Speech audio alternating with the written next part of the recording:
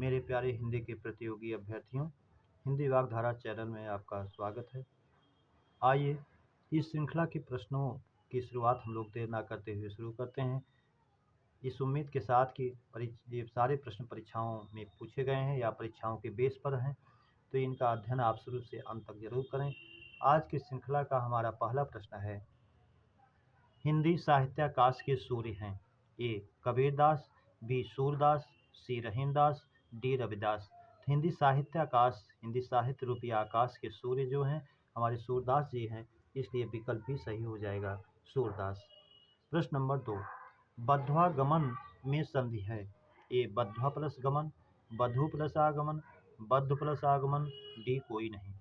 तो वधु प्लस आगमन, वधु का आगमन, उ का वा हो गया यण सुर संधि, इका स्थानीय यण स्याद अचि, इक के स्थान पर यण होए, ई ओ रे लिरी के स्थान पर यावा राला होवे असमान सुर के आने पर। तो विकल्प बी हमारा सही हो जाएगा, वधु प्लस आगमन। प्रश्न नंबर 3, हाथों हाथ में समास है। ए अव्ययी भाव, बी तत्पुरुष, सी कर्मधारय, डी बहुब्रीहि।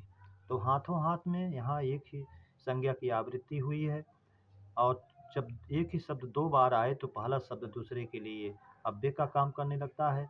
तो हाथों हाथ अव्ययी भाव का उदाहरण होगा, विकल्प ए हमारा सही हो जाएगा। इसी तरह आप अन्य उदाहरण भी परीक्षाओं में देखते हैं, दिनों दिन, रातों रात, खटाखट, धड़ाधड़, सरासर, ऐसे शब्द आते हैं, सब अव्ययी भाव के उदाहरण हैं।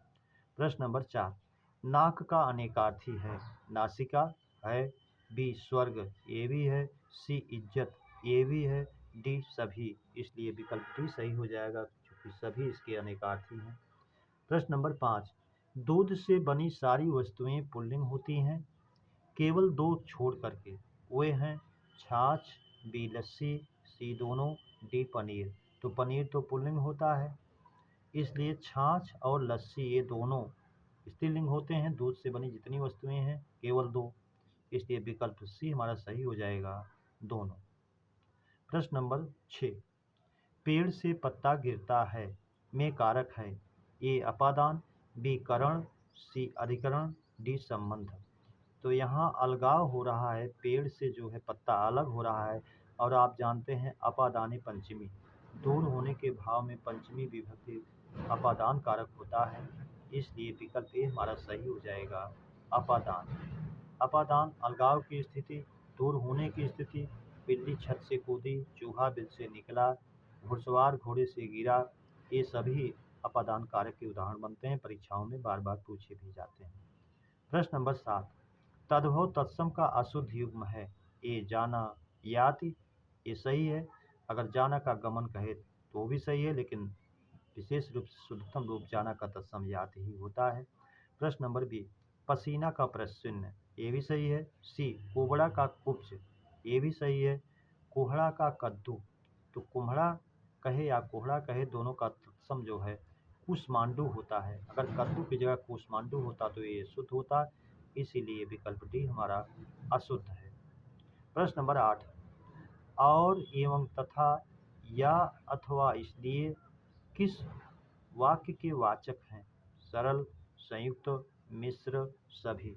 तो और एवं तथा या अथवा इसलिए, अतः, फिर भी, तो, नहीं, तो, किंतु, परंतु, लेकिन, पर, ये सब संयुक्त वाक्य के वाचक हैं, इसलिए विकल्प भी हमारा सही हो जाएगा, संयुक्त वाचक वाक्य। प्रश्न नंबर 9, दूसरों से पालन कराने वाली वाक्यांश का एक शब्द है। स्वभर्तृ, बी परभृत, सी परार्थी, डी परेषण।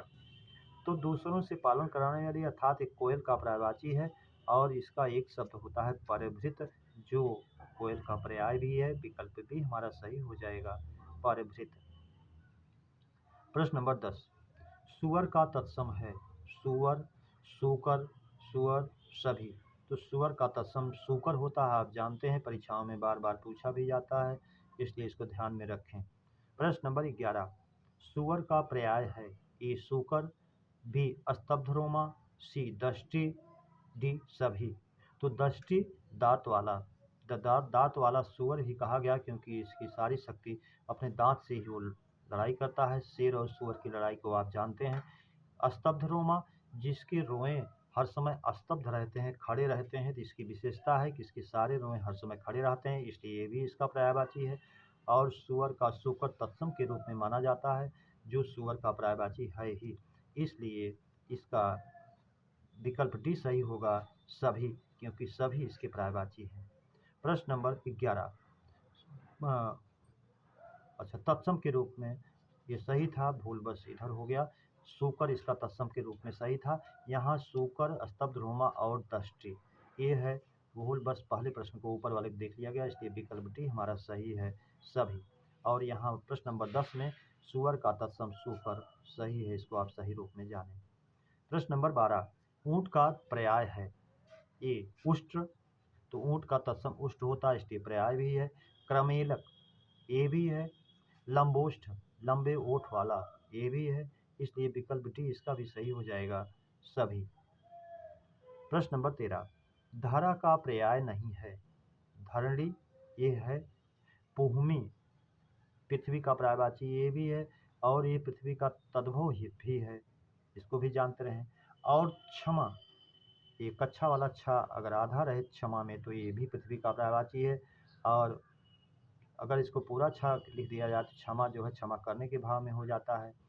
डी अपर्णा, अपर्णा ये नहीं है, तीनों हैं। अपर्णा जो है ये पार्वती जी का है, इसलिए विकल्प डी अपर्णा नहीं है। प्रश्न नंबर 14 जल का पर्याय है, ये अम्ब है।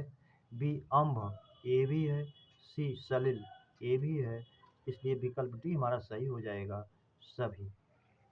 प्रश्न नंबर 15 शिव का पर्याय है, ए धूर्जट, बी कपर्दी, सी त्र्यंबक, डी सभी।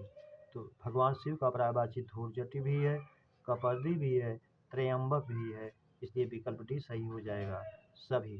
त्र्यंबक में कभी कभी संधि पूछ लेते हैं, तो आप जानते रहिए, त्रि प्लस अम्बक 3 नेत्रों वाले यण स्वर संधि हो जाती है। इस तरह में न ता में स्वर है और न र में स्वर, इसलिए इसका रूप इसी तरह से बनता है, ये भी आप जानते रहिए। प्रश्न नंबर 16 खल का अनेकार्थी है नहीं है, दुष्ट, धतूरा, खरल, डी जीमूत। तो खल का अनेकार्थी दुष्ट भी है, धतूरा भी है, खरल जो दवा को पीसने का एक पात्र होता है ये भी है, जीमूत माने होता है बादल, इसलिए विकल्प डी हमारा नहीं है, अशुद्ध है। प्रश्न नंबर 17 गिलास में संज्ञा है, ए व्यक्तिवाचक, बी जातिवाचक, सी समूहवाचक, डी पुरुषवाचक। गिलास में संज्ञा पूछ रहा है, तो गिलास में संज्ञा किसी स्पेशल गिलास का नाम नहीं लिया गया है कि पानी पीने का गिलास, कि चाय का गिलास, कि कॉफ़ी का गिलास, इसलिए गिलास की एक जाति है, और विकल्प भी इसलिए सही हो जाएगा, जातिवाचक संज्ञा। प्रश्न नंबर 18 गुणाढ्य का विलोम है, गुणहीन, गुणस्वी, गुण्य, अगुण। तो गुणाढ्य जो गुणों से युक्त है, गुणहीन जो गुण से रहित है, इसलिए विकल्प ए हमारा सही हो जाएगा, गुणहीन। प्रश्न नंबर 29 उद्धत का विलोम है, विनत, अक्खड़, क्रोधी, क्रुद्ध।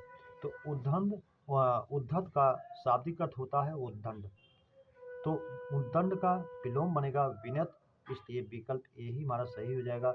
अक्खड़ उसका पर्याय है, क्रोधी और क्रुद्ध से इसका कोई मतलब नहीं है। प्रश्न नंबर अगला हमारा है 20। प्रश्न नंबर 20 है हमारा, कथनी और करनी में भेद ना करने वाले, शब्द छूट गया है, कथनी और करनी में भेद ना करने वाले उच्च कोटि के समाज सुधारक माने जाते हैं, सूर, कबीर, तुलसी, जायसी।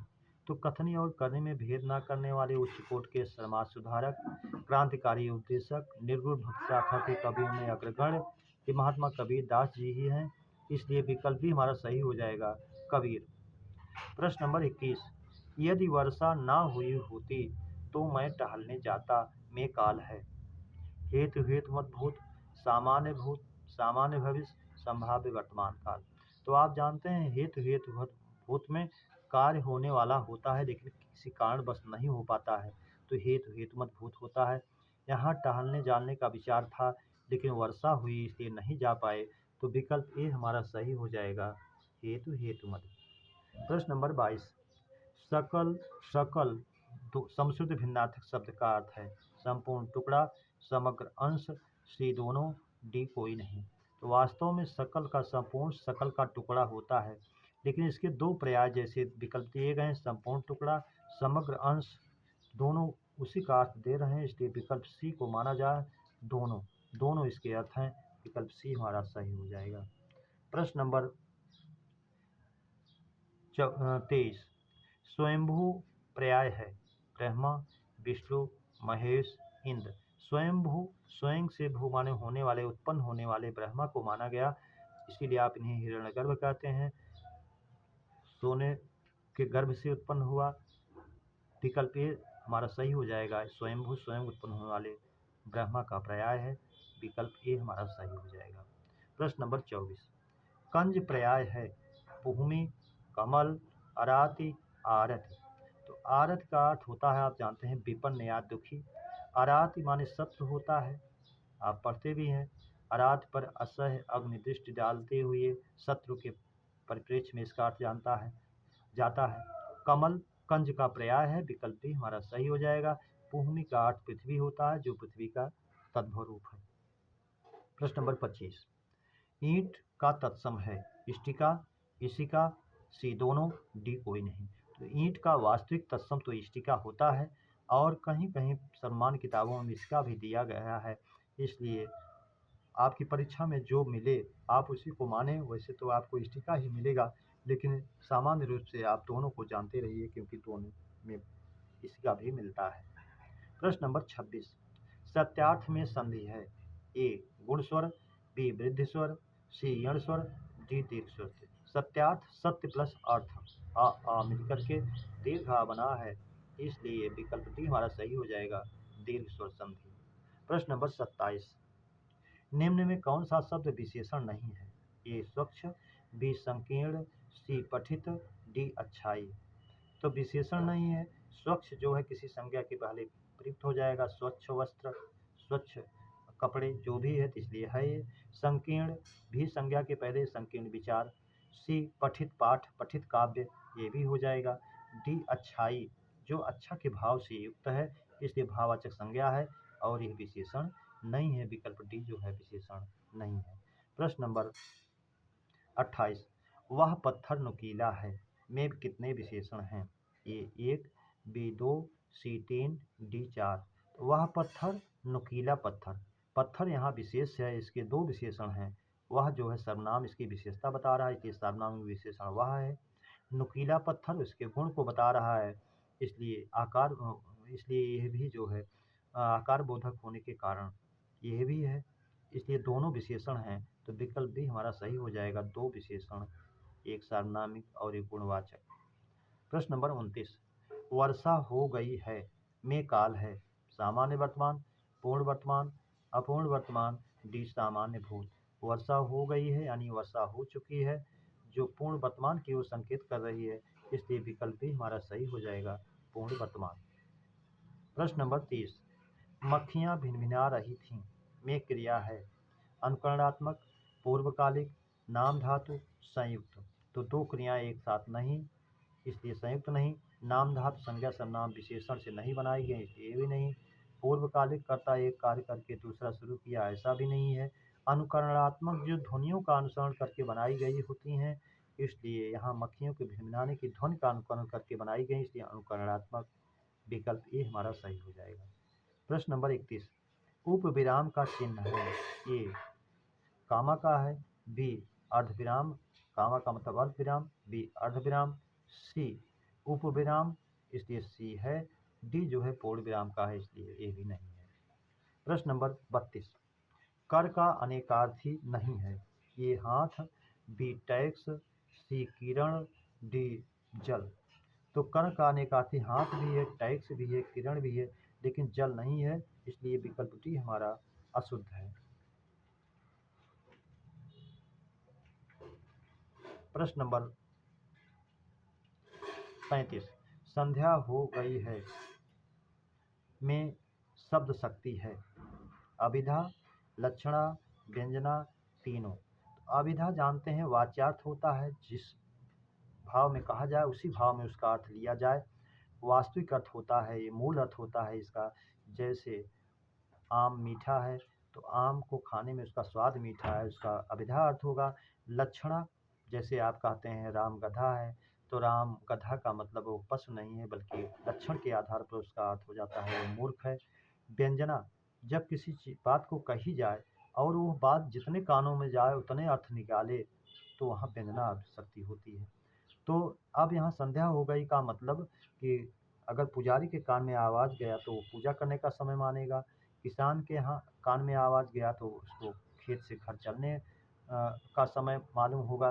तो जितने कान में आवाज़ जाएगी उतने अर्थ उसके निकलेंगे, तो व्यंजना शब्द शक्ति होगी। विकल्प सी हमारा सही हो जाएगा। प्रश्न नंबर 34, वाक्यांश के लिए एक शब्द में अशुद्ध विकल्प है। विकल्प ए, जानने की इच्छा जिज्ञासा, ये शुद्ध है। बी, विष्णु का उपासक या विष्णु से संबंधित वैष्णव, ये भी सही है। सी, जो कुछ नहीं जानता अज्ञ या मूर्ख, ये भी सही है, अज्ञ ही होगा इसका।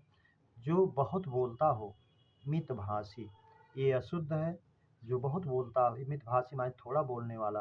अगर ये होता वाचाल होता, जो अधिक बोलता हो, तो ये शुद्ध होता, इसलिए यही विकल्प जो है अशुद्ध है। विकल्प डी।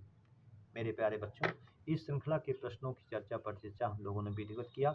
उम्मीद करता हूँ इस श्रृंखला के प्रश्न आपको अच्छे लगे हों, तो अपने मित्रों को सब्सक्राइब, लाइक और शेयर जरूर करें। इसी उम्मीद और अपेक्षा के साथ अगली श्रृंखला के मिलने तक आप सभी को हृदय से धन्यवाद। जय हिंद।